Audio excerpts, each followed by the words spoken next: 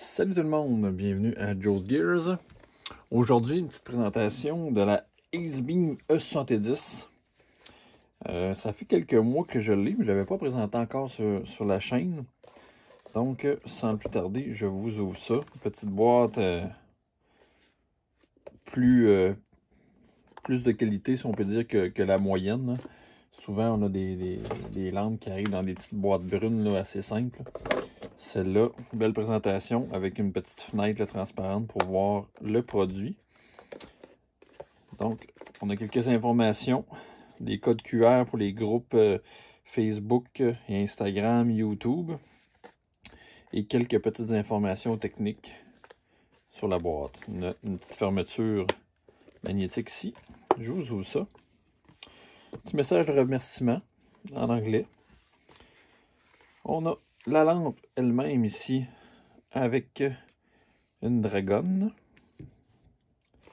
Dans la boîte, qu'est-ce qu'on a? Un petit sac. Il me semble mettre un sac de transport. On ne voit pas ça souvent, mais bon, c'est un plus à avoir là, pour le rangement ou le transport si on ne veut pas que ça s'abîme. Je vais mettre ça de côté. Ensuite, dans le fond, on a un petit manuel d'utilisateur. On a un côté qui semble être mandarin probablement et en anglais. Deux petits joints d'étanchéité de remplacement. Une petite carte pour enregistrer la garantie qui est de 60 mois, donc 5 ans. Un autre petit feuillet d'avertissement et d'instruction. Et un petit sachet pour contrer l'humidité. Donc, je range tout cela avec le séparateur. Voilà. Donc, ce qui nous intéresse principalement, c'est la lampe. Ace-Beam font des lampes assez, je vais dire, traditionnelles, pas dans le sens de la performance, mais dans le sens des designs. Habituellement, c'est assez classique. Et ça, c'est une là, qui sont sorties des sentiers battus. On voit là que c'est double barillet. Il y en a un interne qui est bleu, puis il y en a un externe qui est noir, avec beaucoup de machinage dessus. Donc, ça fait vraiment un effet super intéressant sur cette lampe-là. Encore du machinage ici, une petite couronne crénelée. On a un réflecteur quand même assez profond en bleu d'orange. Un interrupteur arrière et une clip ici avec un petit endroit ici pour mettre la dragonne. Donc voilà, c'est un format d'une pile 21700. Vous pouvez acheter le kit avec la pile d'incluse. Moi, j'en avais quelques-unes, donc je ne l'ai pas acheté. Ça se dévisse par la tête. On voit ici qu'il n'y a pas de filet ici pour dévisser à l'arrière. Donc, je vous dévisse ça. À l'intérieur, on a des springs de très bonne qualité. Ils sont vraiment épais et robustes. C'est super bien. Autant au fond que, vous allez bien voir, peut-être moins, que sur la tête. Je vais prendre une pile ici que j'avais mis de côté. J'insère ça. On voit que c'est bien lubrifié aussi. Donc, ça visse super bien. Avant de passer au mode d'opération, je vais vous parler un petit peu des caractéristiques de cette Ace-Beam. Il y a plusieurs versions disponibles. Celle-là, c'est évidemment en aluminium, anodisé noir. Il y en a également en brasse, en titane, en cuivre, en stainless. J'en oublie peut-être une, mais il y en a vraiment plusieurs fabrications en divers matériaux. Au niveau de l'aluminium et du cuivre, ils sont un petit peu plus puissants. Habituellement, pourquoi que c'est comme ça? C'est à cause que l'aluminium et le cuivre sont des meilleurs transmetteurs de chaleur. Donc, la puissance peut être un peu plus forte, puis on va avoir une évacuation de la chaleur meilleure sur ces deux modèles-là. Donc, pour ce modèle-là ici, c'est le modèle aluminium, comme je disais. On a 4600 lumens, ce qui est amplement. Et on a un 240 mètres de portée, encore là une fois, pour des activités extérieures, là, et tout ça, c'est merveilleux. le gros point dans le design, ben, c'est que c'est un mélange également de EDC. Donc, c'est quand même assez compact pour traîner tous les jours. C'est dans le maximum là, que moi je juge, mais quand même. Puis, on a un format tactique là, avec un interrupteur arrière. C'est un bon mélange des deux que S-Beam ont voulu apporter. On a également deux choix de température pour le LED, soit du 6500K ou du 5000K. Et on a, non, trois, pardon, et on a aussi un 4500K qui a du 95 de cri, donc un haut rendement de la fidélité des couleurs. Cependant, le iCree, le 4500K, lui, va avoir seulement 2800 lumens. C'est chose commune, là. Souvent les LED avec une haute fidélité des couleurs vont avoir un rendement lumineux total plus bas. Pour la longueur, on parle d'un 128 mm de long, donc environ 13 cm, 102 g de poids, 2 mètres résistance pour l'eau et 1 mètre résistance aux chutes. J'aurais aimé ça voir du 1,5 m. Regarde, moi, à la hauteur de mon épaule, c'est à peu près 1,5 m. C'est quand même une hauteur de chute qui est probable. J'aime ça quand les compagnies font des lampes qui sont testées pour au moins 1,5 m de chute. En opération, interrupteur arrière. Le LED, c'est du XHP 70.2. Un LED super à jour, super performant. Ce qui nous permet d'avoir des 4 à 5000 lumens là, quand que c'est. Quand que comment je peux dire ça? Quand la compagnie décide d'y envoyer beaucoup de courant avec un driver puissant. Pour les puissances, on a 1 lumen jusqu'à 11 jours, 50 lumens à l'eau pour 50 heures, moyen 1, 180 lumens 12 heures, 650 lumens 4 heures. À high, on a 1300 lumens pour 1h45 et à turbo, là on triple la puissance, 4600 lumens. Le turbo va durer seulement 1 minute 30 avant évidemment de baisser pour éviter les surchauffes. Et un mode stroboscopique également. Donc pour le mode d'opération, c'est assez simple. J'y fais comme ça. Pour l'ouvrir, il faut faire double clic. Donc ça, j'apprécie ça. Ça l'évite là, les ouvertures dans la poche ou les ouvertures non souhaitées. Donc 2 clics pour ouvrir et 1 clic pour fermer. 2 clics pour ouvrir, 1 clic pour fermer. Ça, c'est parfait. Et si on fait double clic pour ouvrir et on refait un double clic, là on tombe au mode turbo. Et toujours un clic pour fermer. Si j'appuie et je tiens,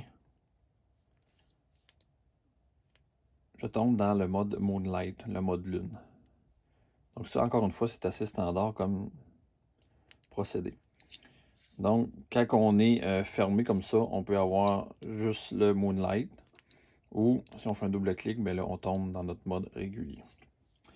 Pour un couvert pour cycler, ben là, on tient, puis on a une cadence là, subséquente de tous les modes. 1, 2, 3, 4, 5 comme ça. 1, 2, 3, 4. 1, 2, 3, 4, 5. 1, 2, 3, 4. C'est le 5e étant le mode turbo. Donc 1, 2, 3, 4. Donc voilà pour cette S-Beam E70 pour le mode de fonctionnement qui est relativement simple.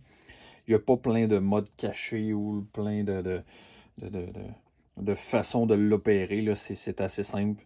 Et puis c'est ce qu'on veut aussi dans une lampe tactique. Il y a d'autres processus qui existent avec des strobes, 3-4 strobes différents, puis des timers, puis toutes sortes de choses. C'est amusant, c'est le fun, mais dans une situation de tous les jours, une situation tactique, on veut un mode là, facile à se retrouver. Donc ça, double clic, pouf. Puis si on veut tout de suite pleine puissance, double clic encore. Pour refermer comme ça. Donc voilà pour cette S-Beam E70. Les forces au niveau du design, c'est vraiment très belle. Un bon format aussi, comme je disais, qui est entre les grosses et les petites flashlights. Donc vraiment un format moyen qui peut être souhaitable pour à peu près toutes les situations. Une bonne clip solide. On a la Dragon aussi d'inclus, ça c'est intéressant. On voit que c'est la qualité, on voit que c'est bien fini, tout ça.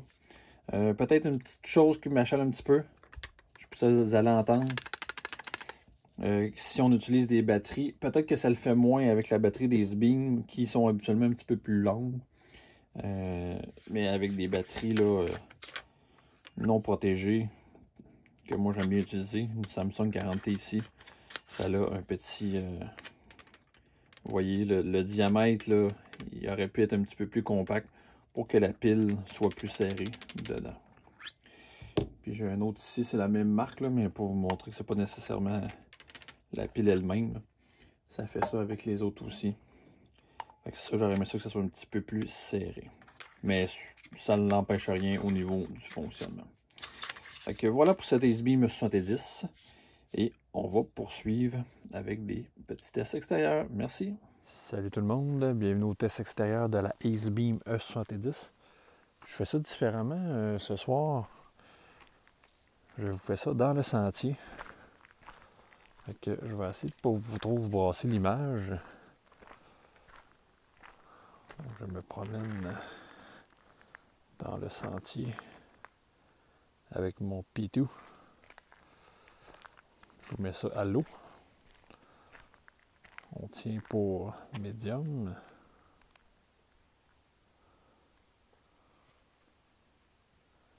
Quand même très bien. Je vous mets ça à médium high.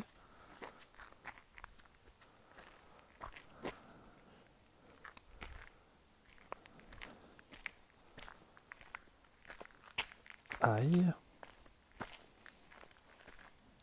Là, on commence vraiment à avoir une vision super bonne. Et on retourne à l'eau. Je vais me rendre à la sortie du sentier à l'eau.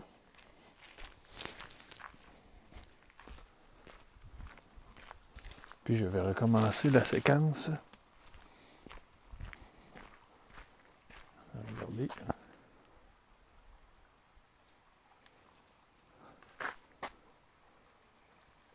Médium. Médium high. Et high. Comme vous voyez le voir, il y a beaucoup de poussière et de moustiques ce soir. Vous voyez la tour. Et l'autre côté, je vous dirais qu'il doit y avoir au moins une centaine de pieds. Ah, même plus. Bon, 150 pieds ou 50 mètres. Et il nous reste encore le double clic pour le turbo. On va chercher encore un petit peu plus. Fait que cette S-Beam E70, c'est très puissant. La teinte, je l'aime bien, c'est du Cool White. Mais c'est pas trop blanc froid, là. Ça garde quand même les couleurs assez naturelles. Vous le voyez sûrement à l'écran. Donc, une dernière fois. Ah. Hop, on va vous mettre ça à l'eau. On voit qu'à l'eau, c'est vraiment là, pour avoir une autonomie de longue durée, mais on n'a pas une grande puissance. À médium, on n'atteint pas encore l'autre côté. À high, on atteint l'autre côté du sentier.